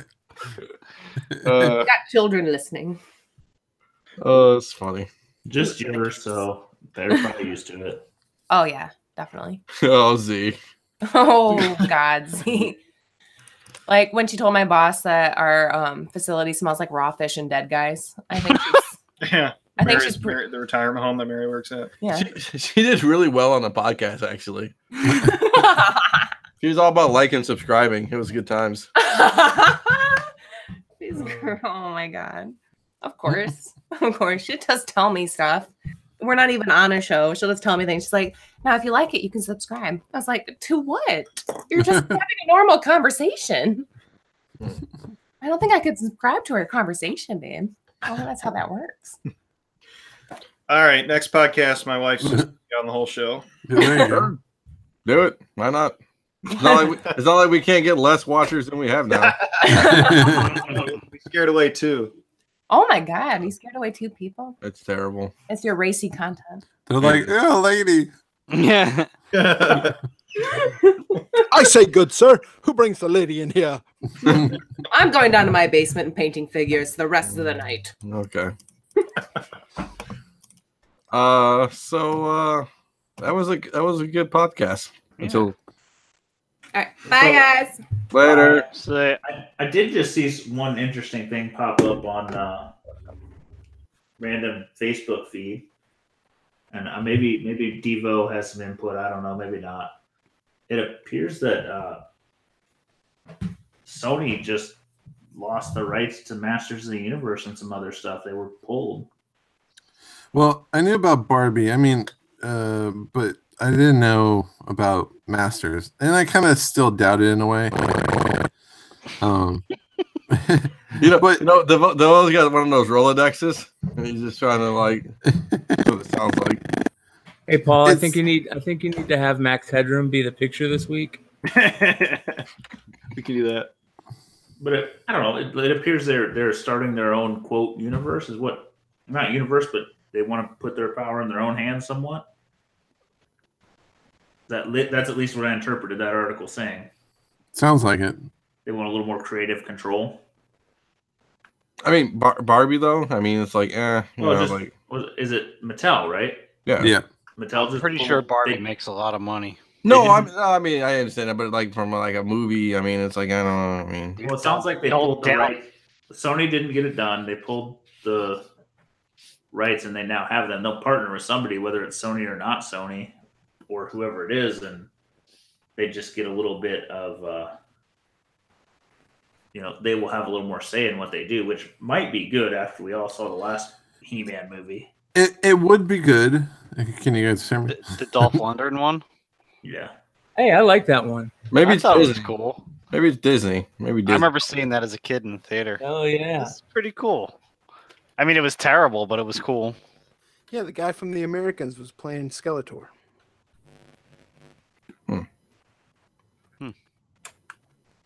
Interesting. Who was it? Did you watch the show The Americans? I've seen a few episodes. Yeah. The guy that was their handler for a while. Oh, was the okay. guy that played Skeletor. I just saw that on that Netflix Masters of the Universe documentary. I was like, I didn't realize that was him. It's I'll tell you, Masters of the Universe. Oh, that's ought to be interesting. 1987. 1980. Yeah. I was 2. It was 6 cool. years old. Yeah, I was 2. Frank Langella. That's who it is. Frank Langella. I mean, he was an established actor before then, but I know him from The Americans. Yeah, I mean, he's an established actor until Masters of the Universe. And then Took him a while to rebound. yeah. So, I mean, if Dolph Lundgren can still get roles, I mean, Dolph Lundgren's like super smart. yeah, he's got a degree in like chemical engineering. Degree. Well, yeah, like 20 He's got like degrees. 7 degrees, I think. Yeah. And he's got like 2 PhDs, I think. Yeah, like I think one. Yeah, you said one of them's chemical engineering. Yeah, let's look it up on the Wikipedia. It's one of the hardest engineering. Oh, it's terrible, man. I mean, so basically, take your GPA, what you had in high school, and then if you go to engineering, just minus a 1 point from that, and that's how smart you are in engineering school. He's a Fulbright. He went to MIT. Yeah, it's the best. Yeah, he's a pretty smart dude. Let's see, early life. He's with Sheldon Cooper. He got the Fulbright scholarship to MIT in '83. Moved to Boston. What does it say? All his It's funny degrees because he plays such a meathead. I know. He actually, what's funny? He captained the Swedish karate team too. Like he's like a legit karate master. Oh, he is? Yeah. He Wasn't Van Damme just a gymnast? Yeah. He got his He was a butt. ballet. Yeah, he got his And butt. he was born, right? Yeah, he got his butt kicked by Ogre? No. He got his butt kicked by Was that kickboxer or Bloodsport. Bloodsport? That's it. Once you know karate, you can see me fighting the Kumite. He got his butt kicked by Hell's Angels, actually. I think at a nightclub one time. Oh, it's so funny. He does master's degree in chemical engineering from University of Sydney and a chemical engineering degree from Royal Institute of Technologies, which is in Stockholm, Sweden. Yeah, guy's smart, man. Yeah. So Well, if you get a chance, watch that Netflix documentary. It's like Castle Grayskull, or just put in Masters of the Universe, and there's a documentary, and they had the set designer who did all the costumes and everything for the 1987 movie, and you could tell right off the bat, like all his concept, like the guy never saw Masters of the Universe in his life. Beastman had like an ape guy. He's like, this was my Beastman. It was freaking horrible. Like I hit Sean on Hangouts, I was like, yeah, this guy with the handkerchief around his neck never saw He-Man before he did his old set design and costumes. Like, can't somebody get him a comic book before he fucking starts designing these characters? Yeah, it was bad. Do we got anything else we want to talk about before we? I guess I'm gonna try to kill it. Nope, I that's just it. want to throw a thank you out. I had my first fan recognition anywhere. Somebody on eBay had put an offer in, and he sent me back a nicer one. So I just want to thank Larry in Pennsylvania for hooking me up and appreciating the podcast. I get, what's funny? First fan outside of people I know. You talk about that at RIG, we get pretty recognized at IG. It's kind of a lot of people say like, "Oh, we listen to your podcast and stuff," and DMs. They slide into my DMs. You know what I'm saying? For the other young bucks in there. Well, that brings up something also. I thought it was just our moms, guys. So there is somebody that isn't. If anybody out there, wants to throw us some feedback, please do. Hit us up on And free comics. hit us up on the Facebook group, or post under one of the G Plus posts for the show, or figure out a way to get to us. I know A review on iTunes would be awesome.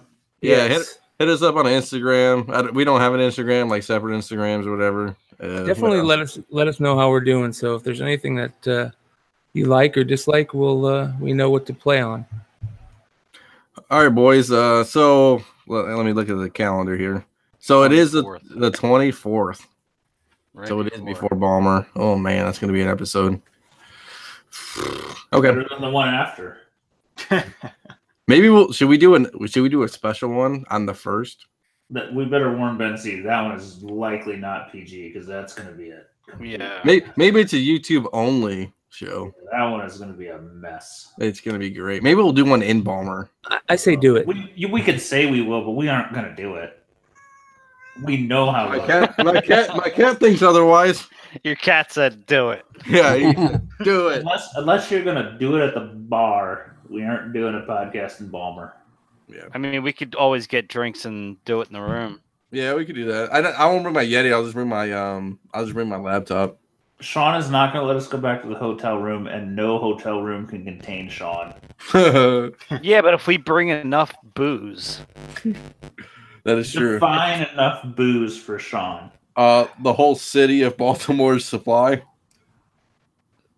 All right. So what we do is we go out to lunch, we drink at lunch, and then we're like, all right, we're gonna go back to the room, get some booze. We'll go back to the room, do the podcast, drink, and then go back out. So you're saying a 2:00 podcast in PM, Probably, maybe? yeah.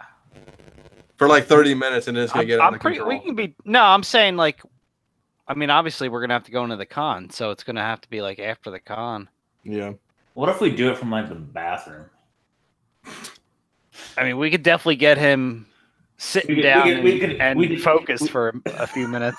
We can interview as a celebrity artist using the bathroom. Remember, Neil Adams went to that bathroom every time when we were by it, you know? Yeah, but doesn't Neil not go in the bathroom? He doesn't. He does after the con, though. I mean, every time at the end of the day, Paul and I would piss next to him at IndyCon that one year. Yeah. Paul, shake his hand. You shake his hand, Paul? Yeah, he reached over and grabbed my earlobe like that one movie. That's Okay. not my earlobe. All right. On that note, Yeah, we're getting a little too not PG. That's terrible. Okay, boys. So next Monday before Baltimore, it's going to be shenanigans probably, but we'll probably have a decent show. So, all right, boys. We'll talk to you guys next Monday. All right, man. Later, guys. thanks for listening. Night. Later. See ya.